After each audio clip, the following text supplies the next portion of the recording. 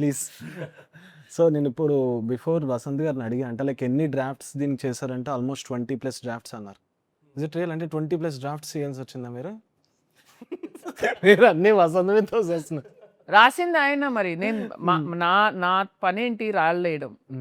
ఇదేదో రాసుకొని వస్తాడు, ఇది బాగుంది ఇది బాగాలేదు, నేను రాళ్ళేయడము. Then Vasanth will again jam, మేమందరం అనుకొని ఇట్లా వస్తుందా అట్లా వస్తుందా అని. వసంత్కి ఒకటి ఉంటుందండి, నేను ఒక వసంత్ ఇట్లా చేద్దామా అంటే అదే చెత్త ఐడియా ఉండొచ్చు, వసంత్ అవునా అట్లానా ఓకే అని అంటాడు. అంటే ఓబ్బో అసలు ఇదొక ఐడియానా అనేది వసంత్ ఫీలింగ్. నాకు చాలా రోజుల తర్వాత అర్థమైంది వసంత్ పాపం చాలా మంచోడు. సో ఎప్పుడు అలా అలా అని చెప్తాడు. ఏదైనా తక్కువ నచ్చింది అనుకో, ఇది భలే ఉందని వెంటనే చెప్పేస్తాడు. సో నాకు ఒక 2-3 months పట్టింది అది అర్థం చేసుకోవడానికి తన body language. But yeah, he's a very meticulous writer అనమాట.